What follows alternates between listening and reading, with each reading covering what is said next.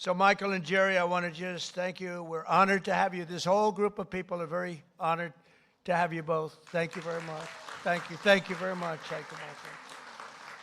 As President of the United States, I will always support Jewish Americans, and I will always be a friend and a champion to the Jewish people. I have been. And I will say, you know, if you go back 10, 12, 15 years ago at the most, the strongest lobby in Washington was the Jewish lobby. It was Israel. That's no longer true. You have to be very careful. You have a Congress in particular which is becoming anti-Semitic. You have AOC +3. You have those people, Ilhan Omar, she hates Jewish people. And you have to be very careful because there's been a big change. You know, if you go back 15 years ago, I'm not Jewish, but my father was very friendly with many, many Jewish people, was honored by Federation. I would go with him to Federation of Jewish Philanthropies and many other things. And we grew up respecting and loving Jewish people. You know, you don't even think about it. In Brooklyn and Queens mostly. And my father didn't go to Manhattan. He never went to Manhattan from the standpoint. He could never understand how in Brooklyn you could buy a piece of land for $3 a foot and how in Manhattan you had to pay $1,000 a foot. He said, I can't get that. I don't like it. I like to buy it for $3. So it was different. It's a different thinking. In a way, I'm glad he didn't do that because he let me have some of that fun. And I had a lot of fun in Manhattan. We did great. But my father would tell me the most powerful lobby that there is in this country is the Jewish lobby. It's the Israeli lobby. It's not that way anymore. You have a lot of people in your way. You have a lot of people that don't want to help Israel. You have a lot of people in Congress that don't like Israel. You have a lot of people in Congress that, in a way, I think, Mike, we could say it, right? You're there. You're doing an amazing job, Mike Lawler. They hate Israel. They hate Israel. And if you would have told me 15 years ago that that was possible, Jason, I would have said, there's no way.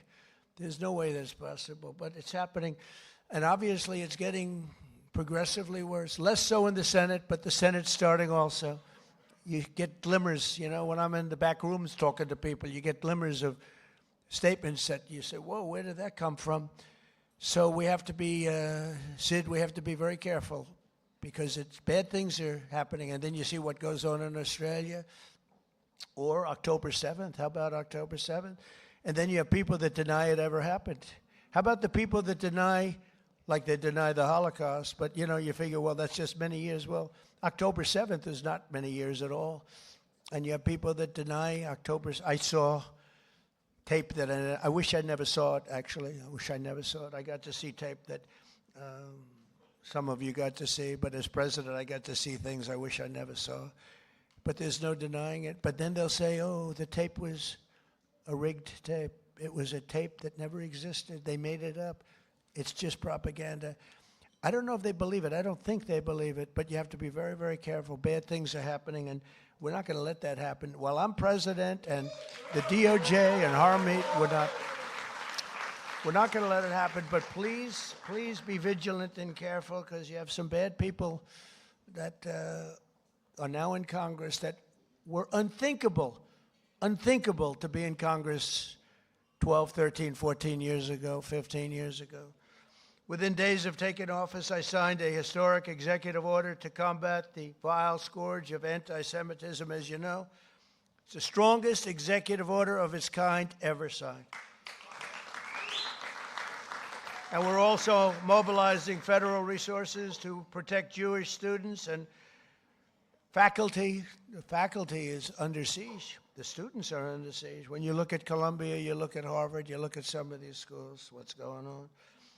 But the faculty on campuses across America and are deporting foreign jihadist sympathizers and terrorist supporters at record levels. We're deporting them. We're not putting them in jails. We're deporting them. I terminated the disastrous Iran nuclear deal. And this summer, we obliterated Iran's nuclear program like nobody's ever seen. And even that CNN fake news, they're back there.